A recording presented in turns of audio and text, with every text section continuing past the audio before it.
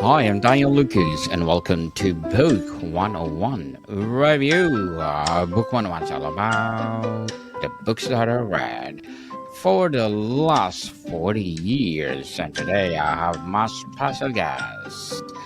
He is a mental health and fitness educator coach, and of course, entrepreneur too, and no other than Mr. Coach Tarek.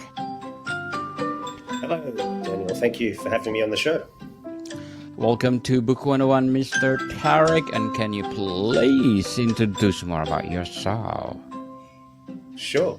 My name is Tarek, or Coach Tarek, and I founded the Functional Training Institute back in 2009.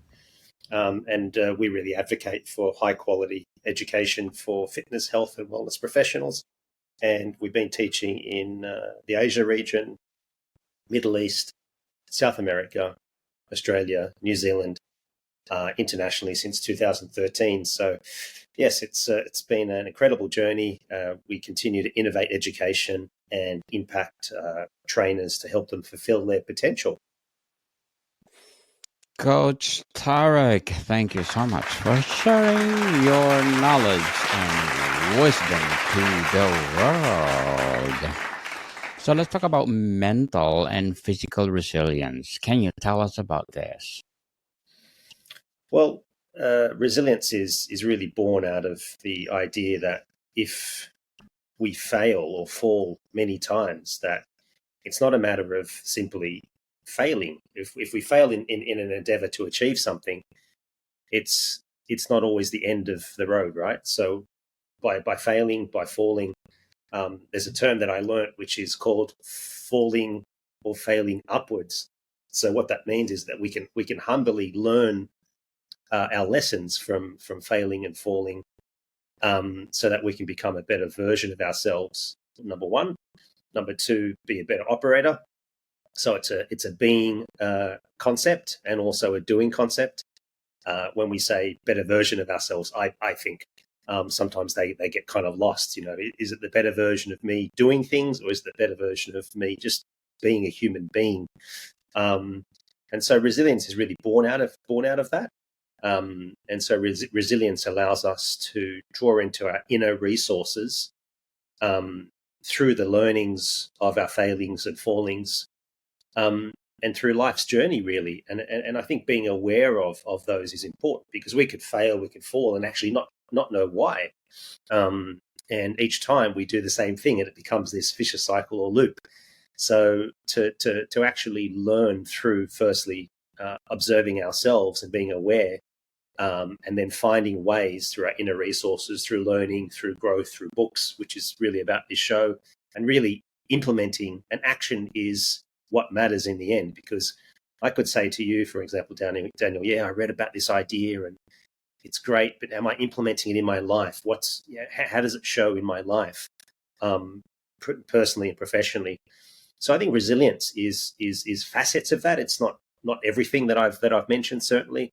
And there's lots of research on resilience to really make us mentally and physically, and spiritually and emotionally tougher, stronger, so that we can bounce back every time a better version of our true selves, ultimately. So that's sort of giving you an idea of the resilience, and certainly that's a big part of mental health. I've got a program that I run with the coaching room in Australia. It's called Mental Skills Training, and resilience is one of our big topics within that 12-week program. So, resilience forms a facet of one's mental health or mental fortitude. And it really is a way to prevent, degenerative disease, and also bad thinking, and also depression, perhaps. So, yeah, these are vitally important, and I'm glad you bring this up in the conversation, Daniel. Very well said, Coach Tarek. Beautifully articulated. Why is the mind-body connection non-negotiable for building lasting resilience? Well, the thing is that we're thinking beings, but we're also doing beings, and so by doing, we need to move our body, and to include the physical or separate them is called dualistic thinking. So there is no separation between the mind and the body. There's only connection, and so when they're working optimally, when my thinking's optimal, then my behaviors, what I say, what I do, become aligned to my thinking. But if my mental game's off, my thinking strategy and that mental strategy's off, then what I say and what I do will be impacted. If we don't get that mental, that inner game, we call it, such as Timothy Galway's inner game of tennis, which is one of the references that I'll provide at the end of this conversation. We need to get the inner game right, so the outer game functions equally well. So the inner and the outer are all intertwined, and that's why that's ultimately important, Daniel. What's the biggest misconception people have about building mental or physical toughness? Not too sure about misconceptions. I think the one big one is that they're disconnected. Like we need to be either physically tough or mentally tough. There's no one or the other. I think for example, if one aspires to compete in a sport or an event, they go through perhaps obstacles, they go through training, and that could be tough, and that builds resilience, right? So if you're competing in, let's say, basketball, and you need to get onto that team to make it to the tournament, then you need resilience, and you need not only physical toughness but mental toughness, because there will be rejection.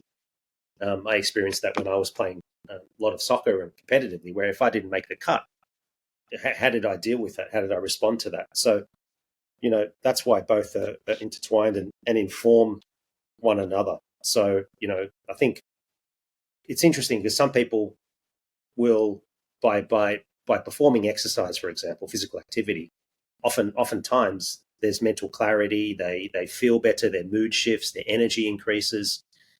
So it can really work where we shift the physical elements through movement, for example. It does affect our psyche, absolutely, and the same can be said. If we get our mental game right before a training event, whether it's recreational or sport or competitive, then that outcome will be much better as well. So that's why both are, they're bi-directional in their relationship to bring about benefits, well-being benefits. How does chronic stress physically rewire the brain? Well, it unwires. So it actually, because the idea with the Hebbian principle, which is that cells that fire together wire together. So the idea there is that you have neurogenesis or neurodegenesis. So the idea is that if we're stressed, our ability to create neurogenesis gets inhibited, and that's what chronic stress will cause in terms of neurodegeneration or neurodegenerative diseases. So that your whole neural pathways are unable to communicate effectively because of the blockers, namely stress through inflammation throughout the body is the big issue. Coach Tarek, what physical practices best support mental fortitude? Well, there's several, and they're not exhaustive with what I'll share, but using your breath work. So making sure that that the breath is there's conscious breathing and meditation, of course, that goes with that. And for example, the breath work can be done with gentle movement. So I could, for example, breathe in. This is a box breath, and then hold for 4 seconds. Breathe out whilst I'm marching. Hold, still march, and then breathe in again. So there are different strategies to help one get into this sort of mindfulness frame whilst they're doing a movement. So there's that strategy. Contemplative practices, yoga, tai chi, qigong. I practice a little bit of yoga, a bit of martial arts, depending on what type. It's not too aggressive in its sense. These art forms also really help center oneself, to be present and to have the mind. So when the mind's centered and present, it can't think about what's happening in the future or what's happened in the past. So it can only function at its best in the present moment. And so some of these practices do help with that. And again, for some people, it's different. It's doing a gym workout helps them with their mental health, and that's wonderful. So there's a whole spectrum of and studies, of course, on the importance of decreasing depression through physical activity, for example, and that could be anything from the gym to doing a nice brisk walk in nature. Just doing something is certainly going to help. How do you reframe failure or setbacks into fuel for resilience? Like I mentioned earlier on, for me personally, again, we have these strategies of how to cope. I think if we suppress and not deal with a failure and not actually, firstly, not be aware of it, it could be like a cyclical thing where it happens again and again, and there's this pattern that emerges. If we can't identify that, we get into this rut, and then we can get deeper and deeper into the rabbit hole, and that can lead to all sorts of issues, potentially depression, chronic fatigue, and so forth. So really, the first strategy is awareness and looking at the patterns, connecting the dots, and then being able to, if you're alone, being able to talk through it with someone that you can confide in. It could be a mentor or a coach. And I think that helps as well, because it helps to express what's inside, how you're dealing with it. One person might deal with it inside their head as a coping strategy. So it's really important to be able to talk about it and express that strategy or express that concern as to, hey, Daniel, I've got this pattern where, for some reason I keep sleeping in and I miss my morning routines. And I know that when I do my morning routines, I feel much better for the day. It sets my day up. But I'm continuing to fail. And then furthermore, if you want experts to certainly help identify and provide a strategy to help, there's different methods, from developmental psychology to NLP practitioners. But I think also having community too helps. Community, not only that cheers you on, but that challenges you. I prefer a challenger than a cheerleader. So personally, but someone who does it in a loving way, from a community perspective, that encourages. Often having a buddy to help you do a physical routine is useful, because there's accountability at play. So there's all these types of these strategies that add meaning and that add fortitude to one's journey if they're constantly failing and they're wanting to transfer or translate that failure into more successful, lasting habits. How do you recognize early burnout signals in your body, and what mind before crisis hits? I suppose that's a good question, because really being in tune to your body. If you're really tight and you're feeling tense because of a past event that's caused an increase or a spike in cortisol, it could be work related, that you've gotten some bad news, or it could be traumatic, family, bad news from a family perspective. So I think really kind of that trauma and those signals, really being aware of those, and identifying them on the spot to be able to deal with them, is probably one thing there, Daniel. Coach Tarek, what's your protocol for resetting mentally during overwhelm? My protocol, well, like I have my morning formula. Throughout the day, I'll get up and I'll stretch, and I'll take my dog out for a walk, because I work from home primarily. So in that sense, I have what I call inculcated high performance habits. And they're anything from getting up in the morning, either meditating, taking my dog out, saying a prayer, doing breath work, and really connecting with the divine, and then being able to be to sort of set the day like I did this morning. I said, for every encounter, every moment, I want to have the divine presence, and I want to be able to be at my best. Now, does that mean that every single moment that's the case? No, but again, it's that continuity of putting that out there, and being in relationship with the divine means being in relationship with others, being in relationship with oneself. So that, I have several different habits like that. I do my breath work, I do my movement practices, and I have aims. I have an aim to train 6 times a week. It doesn't mean I'm always training heavy or hard. And to do my morning practices, which go from 30 to 45 minutes, to evening, where I'll journal and I'll do some meditation, breath work. And then I'll just read as well, really sourcing out what to read, and read throughout the day when I can, and have these moments where I'm breaking the rut of being,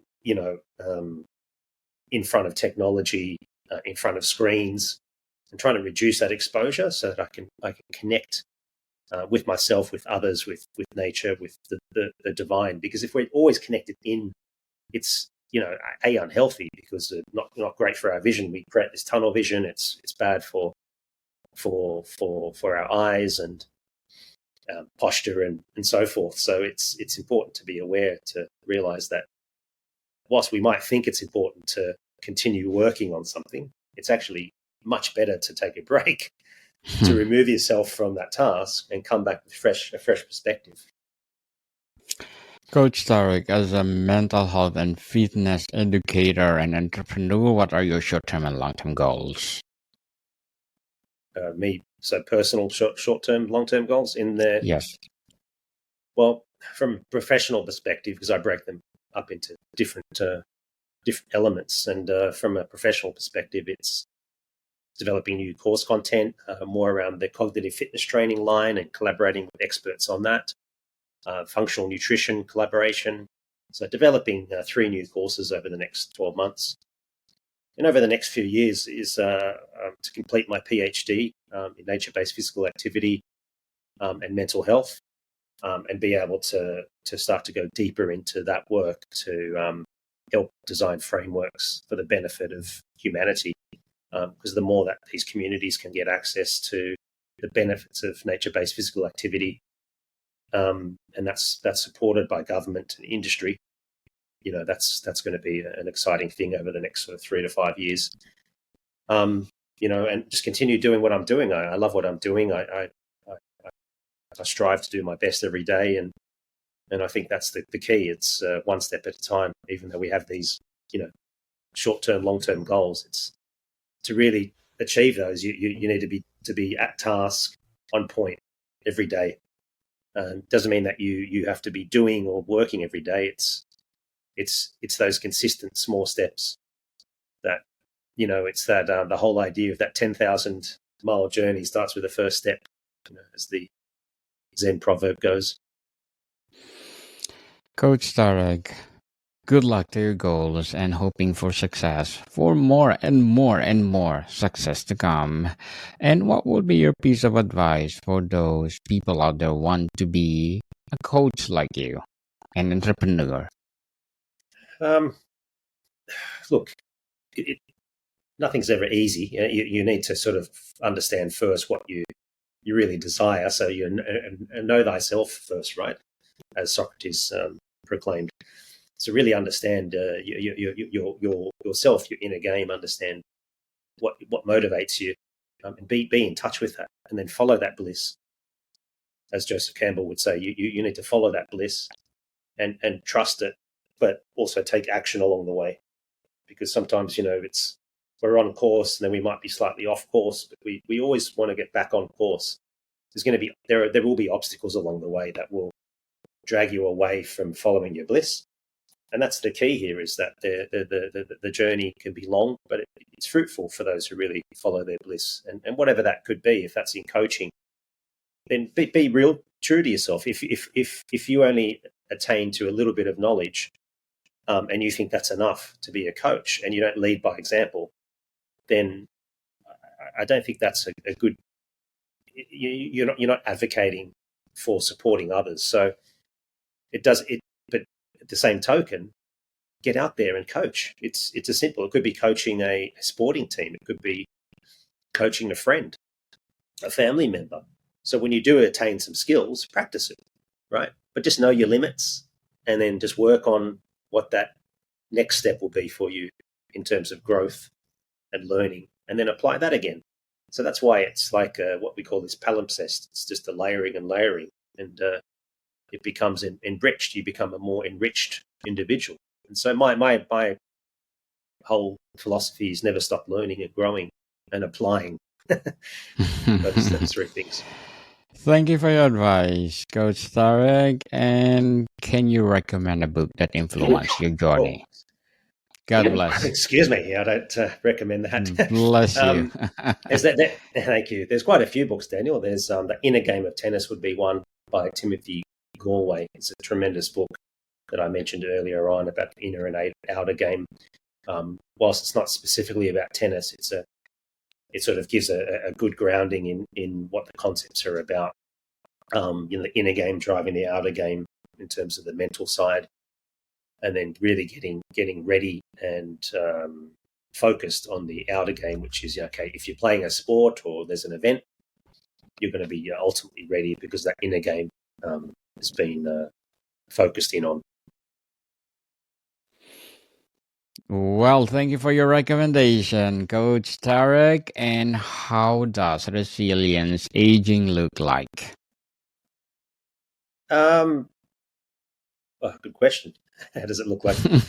I think again, just continually move, constantly move, eat well, monitor your sleep, maybe do a DNA test as well, profiles that you may be lacking in supplementation or nutrition. Also mindfulness and meditation and prayer, those type of things are really important for mental health and for longevity. So I advocate all of those things, Daniel. Coach Tarek, before we wrap up our discussion for today, I'm inviting you to please do listen to my other podcast, people, because my abstract essay is already in 5th season, abstract poetry in 2nd season, and book 101 review in 5th season too. Comedy 101 in 2nd season, and food 101 in each 5th season as well. Geography 101 in 4th season, and my baby podcast, Law 101 and Mental Health 101. Love Letters in 3rd season, and Movie 101 Review and Music 101 in 4th season, and Science 101 and Sex 101 in each 1st season. Please listen to them wherever you listen your podcast. So, Coach, give us one unconventional micro practice listeners can start today to build mental, physical resilience simultaneously. Be aware of your breath. So just do some notice how you breathe when you wake up throughout the day, and be conscious of the way you breathe. And if you're breathing through the mouth, start to breathe through the nose. When you're talking a lot, it's hard to do that. But being able to breathe through the nose really helps to calibrate the physiology and also bring calmness to the system as well of the body. So it does calm the nervous system down. That would be probably one thing I would advocate. Coach Tarek, thank you so much for sharing your knowledge and wisdom to the world. So can you please invite our listeners to support your advocacy as well as your business? For sure. Thanks, Daniel. So where do people reach you, Mr. or Coach Tarek? So I think the best would just be at FTI Global on Instagram. They could go at FTI Global. Yes, people, let's support Coach Tarek, because if you support him, more and more and more empowering coaching to come, as well as empowering business to come. Beautiful. So, Coach Tarek, thank you so much for your time. Thanks, Daniel. Appreciate it. More to come, people. See you soon.